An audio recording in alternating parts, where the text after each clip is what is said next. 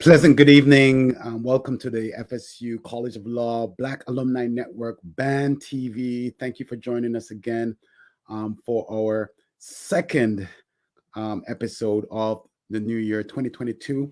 This is our fourth episode. We started off with our president, Celicia Gordon-Smith, in November, and then we went to Sean Pittman, attorney Sean Pittman from the Pittman Law Group. And then we spoke with our president of the National Bar Association, Judge Carlos Moore, last month. This month, or February, Black History Month, is dedicated for choosing. It's time to choose more. It's time to choose more.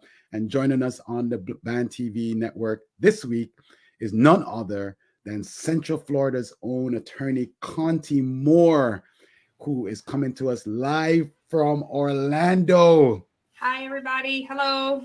They say that you are the Magic City. I'm calling you, and we're speaking from the Magic City as well. What do they call Orlando? What's the nickname for Orlando? Mickey Mouse Town? I don't know. Another Magic City with the Orlando Magic. Well, welcome to BANtv, Conti. How are you doing? I'm well. Thank you so much for having me. I'm looking forward to our conversation today. And I know that you are a busy managing partner and CEO of your own law firm. But before we get to that, though, we got to step back into time a little bit for folks to get to know who is Conti. Tell us about Conti, her family, where is she from? You know, what was her favorite thing to do in elementary school? Tell us a little bit about Conti. Okay, so I was born and raised in Colorado Springs, Colorado. So I grew up there, and my grandfather, he was president of the Smith College in Little Rock, Arkansas. So it's a HBCU in Little Rock. And so I would go and spend the Christmas breaks in the summers in Little Rock with my grandparents and my mom.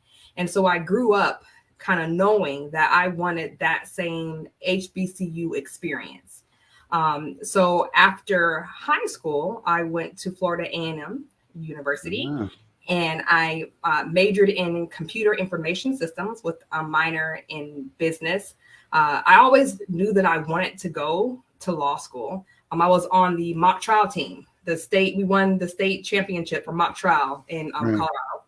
And so I always knew that I wanted to argue. I was good at it from a very When did you learn that skill, Conti? It's in me. And who did you get that skill from? I don't know. My mom. I come from a family of educators. So my grandfather, my mom was a teacher, and so I come from educators. So I don't know where I got it from, but I have it. I like to argue. I always have since a little girl. What was it like? What was it like growing up in Colorado Springs? Because you went from the highest of 7 hills in Colorado to the highest of 7 hills in Tallahassee. But what was it like growing up in Colorado Springs? I mean, it really, at my school, there wasn't a lot of diversity. So I was kind of used to, being the only African-American kid on student council or in my class or in AP classes or honors classes. So that's why it was really important to me to be able to have that experience of an HBCU. And there was nothing, like, you can't compare like the FAMU experience to anything else, because when you get there and you see people who look like you, who are striving to get ahead in life like you, it's just like, wow, like it's really empowering. Like I was overwhelmed almost when I first went. I was like, wow, like this is completely different than anything I had seen, except for when I was at Philander Smith in the summers and, and during Christmas break. But it was just like, wow, like this is different than what I was used to. What was the biggest difference between being one of a few and then going to one of many? Oh, okay. So I was on the debate team in Colorado Springs, and I remember I went to a competition, and a young lady told me, "Oh my goodness, you speak so well to be Black." And I was just like, I think I was like a junior or a senior in high school. I was like, what did she just say to me? Mom, what did she do? And she was sincere. It wasn't like she was, like trying to be hurtful, but she was sincere with it. And so the difference is that I didn't have to explain, like, oh, I didn't stand out, right? Like I didn't, oh, you speak so well to be Black. When I went to FAMU, we all spoke well. right? That was what was expected. That's what we, it wasn't like oh, you're special, you're a gem, or you're a jewel, you're unique. Right. So I mean, and I have to educate anybody about that. So it was good to be able to go somewhere and not feel like I need to educate people on why I speak well, or or anything like that. Conti, that's a subject for a whole nother BANtv episode as to why Black people speak well. Yeah, I guess that's one of the reasons why we're in law school. So tell us about your transition from Colorado going back to Arkansas. You keep going east and you end up in Tallahassee. Why did you choose Florida A&M over Howard or over Clark or Spelman? FAMU's campus is one of the nicest looking HBCUs, if I could say so myself, that I visited. So I remember my grandfather took me on a tour the different Black colleges. So we we drove and he took me around, and I immediately. Did he go to an HBCU?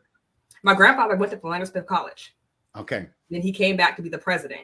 And so, he took me on a tour, and I'm not going to say their names, but some of the campuses are not that hot. At least they weren't back when I was touring them. Don't call any names, Conti. I'm not going to call any names. Leave that one alone. I'll leave that alone. I don't want to hurt anyone's feelings. But the second I stepped onto FAMU's campus, I was like, oh, this is it.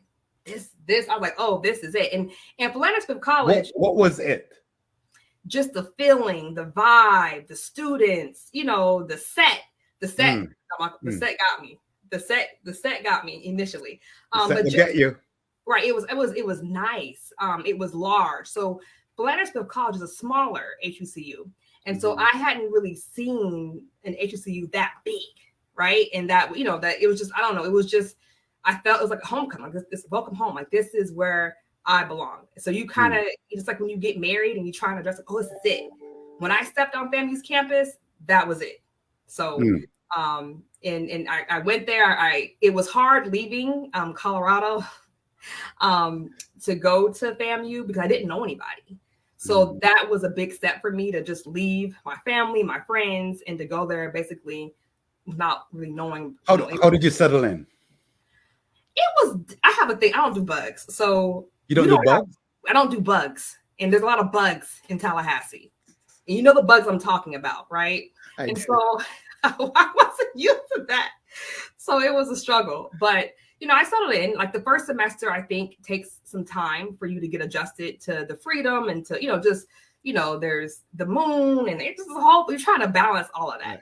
But I'm glad I did not have, I see that I don't do bugs either. But I didn't have a car, and that was good. It helped me kind of stay focused on what I needed to do. And so it took a little bit, but it was well worth it. How about the weather? How did you adjust to the weather? Oh, the weather was great. Colorado's cold. I can't do cold anymore. So the weather was, it was great. Just the people and just the energy of the campus. Like, I can't explain it. Like, those years at FAMU were honestly some of the best years of my life. What did you choose as your vacation, your studies, and why did you choose that path? So I majored in computer information systems with a minor in business. And so my grandfather really, talked to me about making sure that my plan B was just as good as my plan A. And so technology was recession proof. And, we talked about that. And actually, my CIS degree has really helped me with my career in law, because I'm able to think logically, if then statements and or. I can look at a statute and try to break it down so I can figure out, well, if we do this and that, then, what I'm saying? So it was really helpful. And I thought that I was going to struggle with writing in law school, but I aced legal writing and research because I just got straight to the point. I didn't have any extra fluff. I just said it and did really well in legal research and writing. There was absolutely no fluff in any of my papers. So did you go straight to law school? Or did you take some time off? What was the transition like from Florida A&M to law school? I went straight to law school. And so I was supposed to go to law school in New Orleans. And so I went down with my friends and I put my seat deposit down, and, I was supposed to go there. And then I got a call from Florida State when I got back, and something told me to stay in Tallahassee. And I'm thankful that I did that, because Hurricane Katrina happened that following year. So Wow, in New Orleans. in New That's Orleans, right. Your right? entire history and life could have changed. Yeah, it could have been completely different. So I'm glad that I avoided all of that and stayed in Tallahassee, and that was a great decision. That was very interesting. I was about to go to law school, then Hurricane Andrew happens. I'm a little bit one generation before you in law school. We can talk about that at another time. So you chose Florida State. Yes. Across the tracks, Conti. Across the tracks. Across the other side of the hill. Yes. Did you spend a lot of time at Florida State while you were in Tallahassee? No. None. Okay, so did you know did you think it was going to be the same experience? No, I knew it wasn't going to be the same experience, but I was comfortable with Tallahassee. Like I was a bartender at Top Flight at one point. A bartender? I was a bartender. What was your number one drink?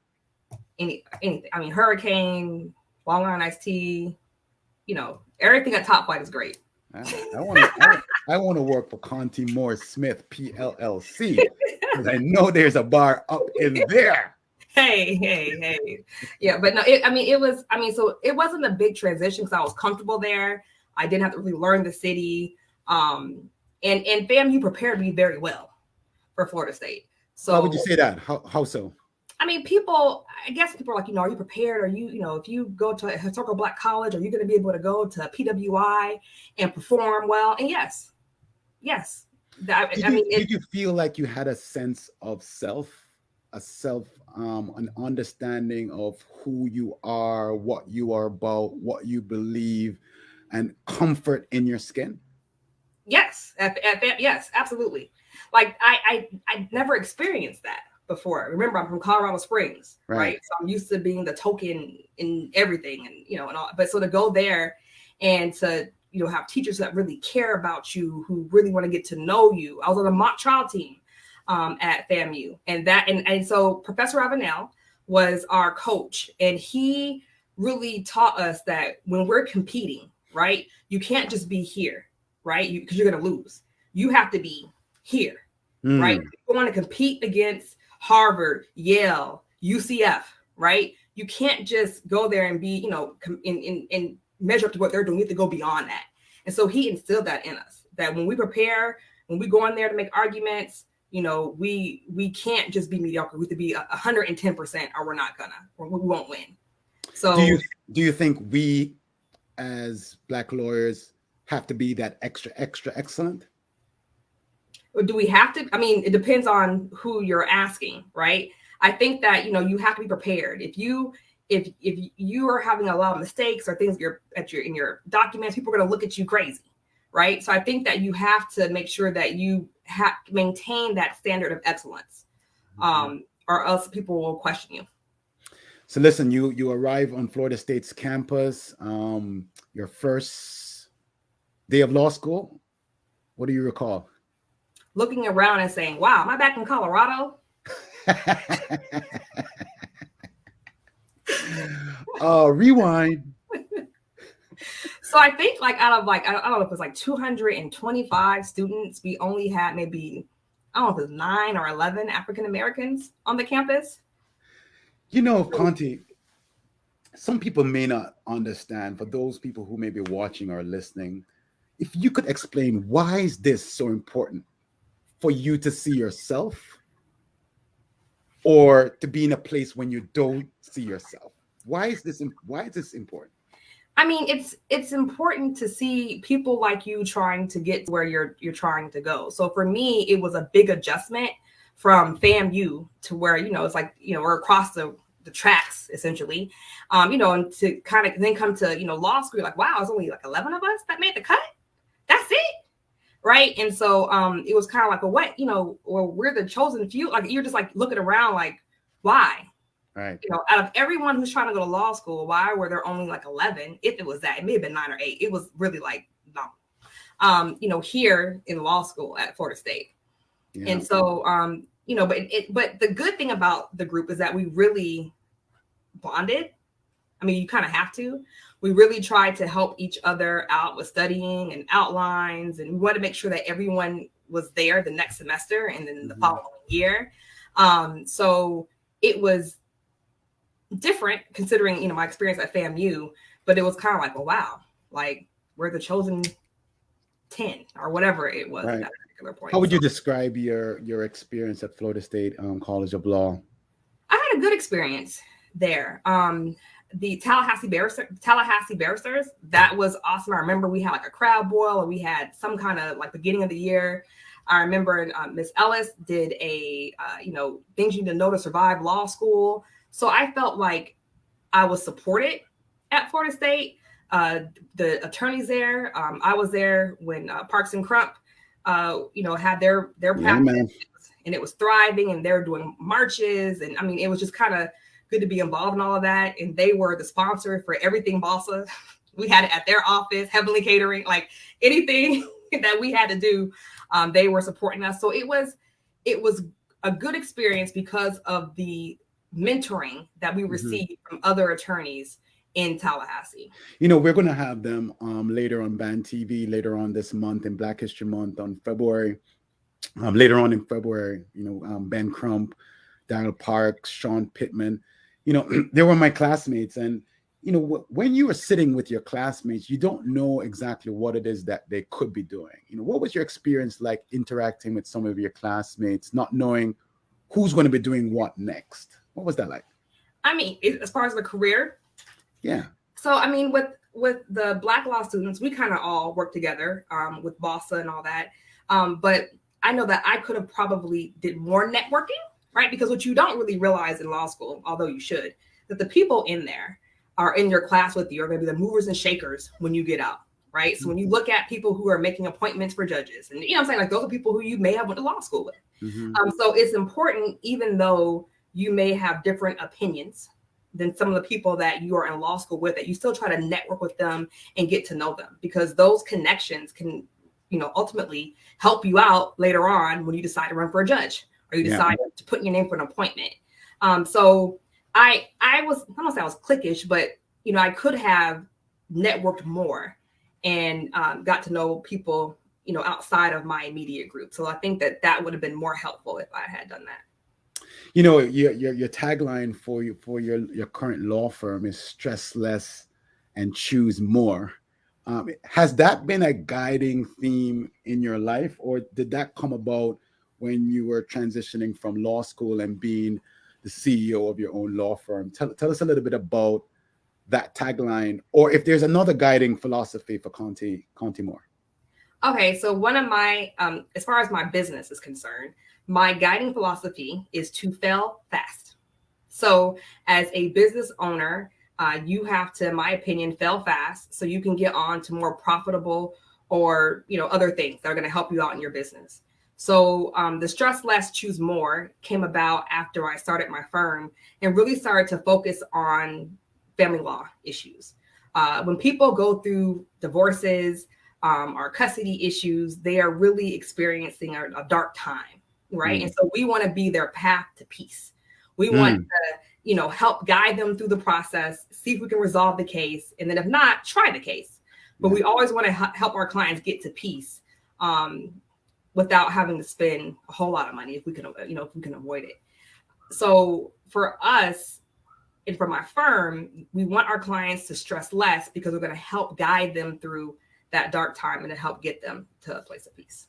And even when you're not stressing, even just the phrase choosing more to me is a powerful affirmation, choosing more in life. But how did you land in family law? What was it that happened for you that said, that's my calling, that's my vocation, to help people to find a path to peace? Why did you choose family law?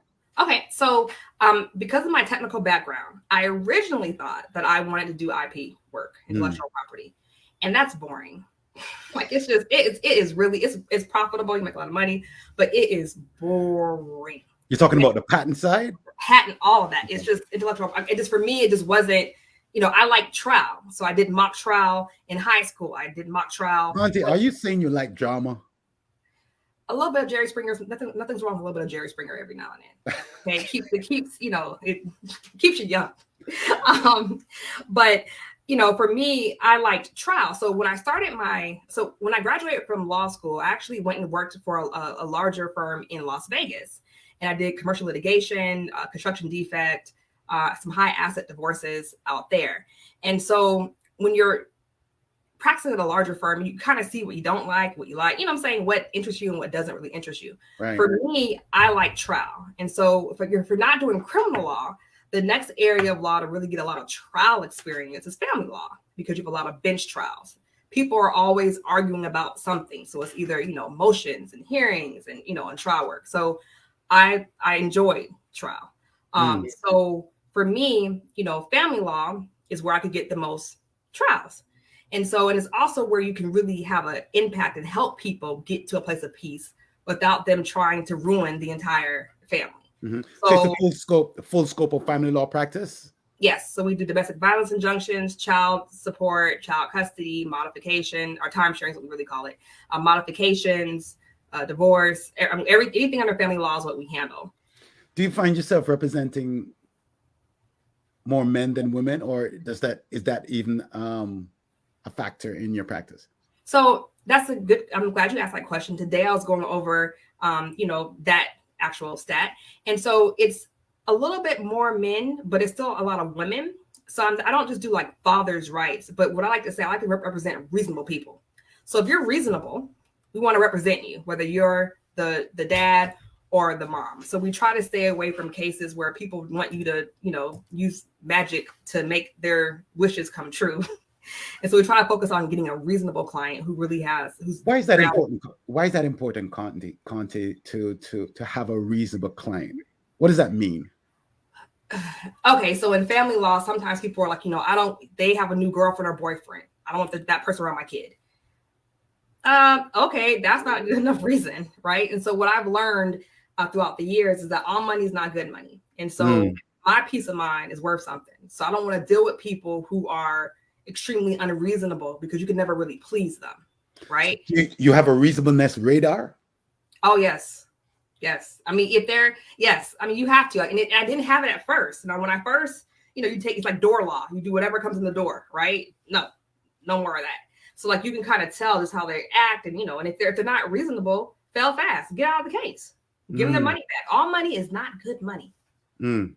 I've learned that the hard way. How would your clients describe you, Conti? I don't sugarcoat it. We are very, we're going to fight for our clients if they need to go to court, but we're going to also try to help them settle. I'm a realist. I don't sell dreams. I'm going to tell you exactly what I think you should expect. And I don't want to say I manage the client's expectations, but we try to early on help them see, like, this is basically what you're saying. This is what you could possibly get or what you're not going to get. We try to cut off the, you can't, or the unreasonable expectations. Right. So we're realists. I'm a realist. I'm going to tell you, exactly what to expect and not sugarcoat it at all. Wow. So being a lawyer and being a manager and a CEO is two different things. What are some of the lessons you have learned, the difference between managing the firm and then being a practicing lawyer at the same time? So law school teaches you how to practice law. It does not teach you how to run a business. I have learned that you have to invest in yourself if you are trying to open a firm. I hired a business coach in the recent year, and I really wish that I would have done that before. I didn't even know that business coach, like having a business coach, was even a thing. Right. Wow. I didn't know that, and a lot of my colleagues don't know about that, but there are actually people who help you grow and scale your grow your business. And so I've learned how to be a better manager. I've learned, how to really handle the business side of everything, how to know your numbers, how to project what your income. I mean, it's like a lot of things that you don't know. Yeah. Do you think a class like this would have been great in law school, Conti? Yes. 100%. Absolutely. Yeah. No, 100%. Absolutely. If there's one class that I wish I had was the business of the practice of law, or running a law firm, or just understanding those nuances of the business of the practice, it's a skill that I would have definitely retroactively taken for sure. having had my own law firm for 15 years. So who's helping you manage and to juggle life as a wife, mom, CEO, lawyer? How are you juggling it all? How does this black magic keep it together? Well, I have a supportive husband. And so that's, I think, key. I don't know if I could do any of it without his support and understanding. Like tonight, he's helping with the kids. We just hired an au pair. Best thing we could have ever done. Really? Where's he or she from? She's from Argentina. Wow. And she is teaching the kids Spanish. It's so helpful. I feel like we get overwhelmed as mothers, like trying to handle it all. And so having an au pair has been great for us, with just help, an extra set of hands. So that's been helpful. My team, I have an amazing team that I get to work with every day, and they're helpful. So overall, I'm extremely blessed, but really it's the support of my family and also the help of the au pair that's helping me kind of keep everything afloat. Wow. Who else is a part of your support system? Do you have a mentor besides a business coach? Because a business coach is different from a mentor. Absolutely. So mentor, yes, I have a mentor. And Nikki Lomax was one of my first mentors that I met when I came to Orlando, and she also practiced family law. So she has helped me out tremendously. But like a mentor is completely different than a business coach. So like a mentor, someone kind of gives you like advice and, helps guide you when you're making decisions. You can reach out to them. My business coach, we speak, like she's like every week we talk, we go over numbers, plan, and figure out how to execute things. So it's a completely different. No small talk. No small talk. Let's get to the business. Let's share our screens. Let's go. Yeah, because she's sending you an invoice. Yes. So yes. I need to. Yeah, she's great. Like that's. I learned about a business coach from one of my realtor friends, but I never really heard of other lawyers talking about having a business coach. And so you don't know what you don't know. Yeah. At all when it comes to the business. So it's helpful to have someone help you focus on the business and give you ideas about how other firms are doing things and, and help you figure those things out. So that has been a game changer. So when you're not mummying or practicing or managing, what are you doing for fun? What is Conti doing that no one else is involved? Kids are not involved. Hubby's not involved. Law firm staff is not involved. What is Conti doing for fun? So I feel like my grandfather wanted you to ask that question because he always would tell me, Conti. I have the insight to him, right? You might. But he always would tell me that I need to, have you need to have something that you can just kind of relax and do. So I'm working on a hobby. I do not have a hobby. Talk to me, Conti. Talk to me. What you doing? I don't have a hobby right now. I'm trying to, I have too many. I'm trying to keep all the balls in the air. If I had a magic wand and I said, no more law firm, no more mommying, no more managing, everything is taken care of, just you. Shazam. I would travel more. Okay. All right. We have a starting point. And we're not saying Colorado Springs here. Yeah, no. I would travel. Where would you want to go first? South Africa. Okay. All right. Shazam. Johannesburg. Yes. Cape Town. I would love it. Shazam. Yes, I would love that. I would love to travel more. And I want to try. It's also the pandemic. Not being able to travel during the pandemic. It's so I would like to just travel and see the world.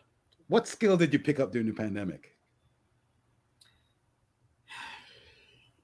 What skill? Probably learning how to run more efficient meetings. Like when it's when you're at home with kids hollering, and this is before the au pair, and and you can learn how to get to the point really quickly, right? And so you really learn time management more when you're trying to juggle with the kids. Because when you are at home with the kids, you're like, oh, this is stressful. And then when you get back into the office, you're like, oh, wow, I can get all of this done now, right? Yes. So it really helped me with my time management and making sure that I'm running efficient meetings and be mindful of everybody else's time and what they have to do. How did technology help you during the pandemic with the law firm? Oh, so I love technology. That's my thing. And so for us, it was a seamless transition from being in the office to working remotely when we closed the office for the first 3 months, because we had everything in the cloud, we had the technology. So technology is something that I love. And so we've changed technologies. We've become more efficient. I'm really big on automation. So now my entire intake process is automated. We're high tech and high touch at our firm. And so, that's automating repetitive tasks. I got really good at that because it's I can have my staff focus on the client versus a bunch of tasks that they're doing manually. Right. So in my DJ Khaled voice, major key, what's the number one app that Conti has on her phone that is her magical formula portion that makes her life efficient, productive, and keeps her sharp? Well, okay, so that's the loaded question. Hold on now, Marlon. That's a loaded question. Okay. So Levitate is great for managing your contacts and keeping notes about individuals. I really tried to amp up my marketing as it relates to just touching people that I know and reaching out to them. So Levitate has been a great app for that because it allows me to send out newsletters, reach out to them, and kind of keep track of, if they had an anniversary or a kid go to college or whatever else. So that's been a really good one for me. All right. Lawmatics, it's not an app, but it's a software. That's what I use to automate my entire. Which one is that? Lawmatics. Lawmatics, okay. And so basically now the way that it works is that once a client hires us and they fill out their intake form, the information passes to our document templates and it automatically populates in the appropriate place. Okay. So now my staff can just kind of go in and verify the client put, and we can draft a petition for paternity and all the supporting documents in like 5 or 6 minutes. Okay. So that's been a game changer. Another one. Let me think of another. So I have Levitate, Clio. Oh, Invoice Sherpa. If you are in the business of collections and you're not doing PI work or flat fee work, Invoice Sherpa has changed the game for me during the pandemic because my AR is not what it used to be. So Invoice Sherpa is a software that it syncs with Clio, and I think it may sync with other CRMs, but it syncs with Clio, and basically I'm able to text clients and email them about their outstanding bills. And I'm able to change the tone of my messages the longer the bill is outstanding. Conti, we're going to bring you back on BANtv. We're going to break down this technology, this Rattler CIS Black Girl Magic has to really break down these apps and this technology. We have to bring you back to talk about Levitate, Lawmatics, and Invoice Sherpa. We're definitely going to bring you back for that. But I understand that you're buying an office building. Yes. So we closed Last year, we bought a office building in downtown Orlando, across from the Wells Fargo building. Pause. Let's pause and let's take it in. All right. And so we're in the process of renovating the building, and we should be moved in by April 1st. So we're excited about that. I know you, Conti. This is not going to be a regular building. What are you going to trick it out with? All right, so we're basically gutting it and remodeling it, and we're going to make it a virtual office space for lawyers. Okay. So I think a lot of smaller firms or sole practitioners realize you don't need an office, but you want to have a nice place to meet with your clients. It doesn't feel like a virtual office. Right. So we are creating a workspace, if you will. Are you gonna brand it and you want to call it anything? Is it gonna be like? We're working on it, but let me get the domain names first. Hold on, let me get the domain name secured. Okay, all right. Before I start giving the name, but we want to have. No, just call it Conti. We'll call it Conti. Yeah. And so what we're doing is we're trying to have a place for mediators, to have a place when we go back to the in-person mediations, depositions. Okay. We will have 9 meeting rooms available and 2 conference rooms, one that will seat 12 people and one that will seat 20. So it's free parking downtown. Free parking. Free parking. Major key. Free parking. Free parking. And so if you need to rent a space or meet with someone, we'll have the space for you to do that. Awesome. So how far is that space from your current space? Oh, like 5 minutes. So we'll have a couple of offices for people who want to rent like annual or like a year lease or whatever else. But then the others will be like virtual spaces or workspaces for people to meet. So it's about 5 minutes from where I'm currently at, but it's right downtown off of Magnolia Avenue. Really, Conti, and congratulations on that. I mean, that's an amazing legacy right there for Conti Moore Smith, PLLC. So, Conti, we know that next year you're going to be taking on the leadership of the BAN network. Working our current president, Celicia Gordon Smith. She is amazing, getting things on board. This is an organization that was formed during the pandemic. Bringing us together. Alumni of the Florida State University College of Law. What thoughts do you have as to why this network is so important, and what's what's next in your mind for BAN? No, absolutely. So it's important because there are a lot of people in BAN that some of us, like that came out in 07 or later, that we are striving to be like, right? So you need to connect with those people. There's no need to reinvent the wheel when you can talk to someone and say, well, how did you do this? Or how did you become a judge? Or what were the steps? So I think it's important that we are able to look forward and try to move forward with BAN, but also reach back and help others get to where we are or where we want to be. So I think it's just a great networking tool. We have some great people in this organization. They have accomplished a lot. And so it's nice to come back and connect with those individuals and see what they're up to and figure out how we can help get other students who are just graduating, to where they want to be. So it's a great networking tool.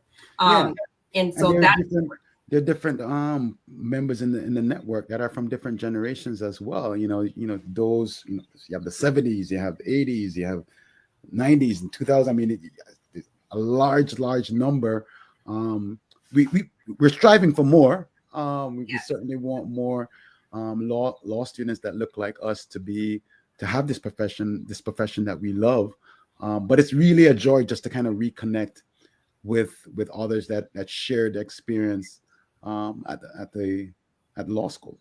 Absolutely. And so one of my goals, I wanted to pick 3 things that we think are important and really execute them very well next year. We want to have visibility and we want to raise money, because that's how we get more students at the school, is with money. And we have to put up some money to help give scholarships. So we really want to focus on fundraising next year and making sure that we're visible and that we're getting people engaged with what we're trying to do. Yeah. So when you think back at Conti from Colorado Springs and Conti in Little Rock and Conti at FAMU, that young lady, what advice would you have for her now? The advice that I would have now would be to just keep going. Don't give up. Don't get discouraged. The sky's the limit. So don't let anyone tell you what you can or cannot do. To keep pushing and don't stop, and to fail fast. And what would you tell her that something that she should have done or didn't do back then? Like, what if you could go back and go, wow, I should have done that, or I shouldn't have done that? I think in law school, specifically, I was very outspoken. I think that's a nice way to put it. And so you got into some good trouble, Conti. I got into some good trouble at the law school. But I think that you have to, like, the people, you don't understand how powerful the network is in law school until you get out and you see who's making the appointments, what's going on. So you need to build a relationship with people who don't just think like you, but try to get to know a little bit of the people who don't think like you. And I think that's important. So I wish I would have did that a little bit more in law school. Conti, we're really looking forward to this ribbon cutting for the Conti that will be opening up next year or later this year? April. Oh, wow. I'm adding more time to the schedule. So in April, there's going to be a ribbon cutting. What is the wish that you have for Conti and the Conti Moore Smith PLLC team after this ribbon cutting is done? What's next? What's important for me is that my team, that we reach our goals as a firm, but what's really important is that my team, if they meet their individual goals. So my wish is that everyone on my team can continue to meet their goals and to grow, and that we can all grow together and continue to help people on their path to peace.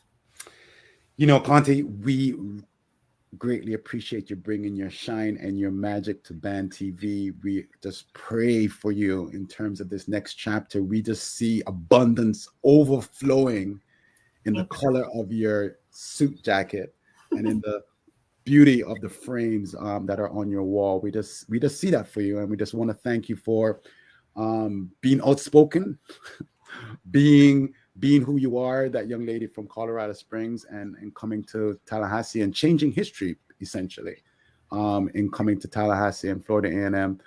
We're glad that you didn't choose to go somewhere else, because you may not have ended up at Florida State University College of Law if you did not end up at Florida A&M University across the street and across the hill. So we want to thank you for being on BANtv. We just want to also remind you, please tune in. Next month is Women's History Month. Conti, we are going to be welcoming Justice Peggy Quince here on BANtv. Look out for the announcements. You do not want to miss that conversation with one of our celebrated jurists here in the state of Florida, and highlighting other rock star alumni from the Florida State University College of Law right here on BANtv. Either every second Wednesday or third Wednesday, we'll be right here, 7 p.m. Thank you for tuning in. And Conti, continued blessings to you. Continue being safe and healthy. And best regards to the team, the family, and the staff as well. Thank you so much for having me. It's a joy. Thank you.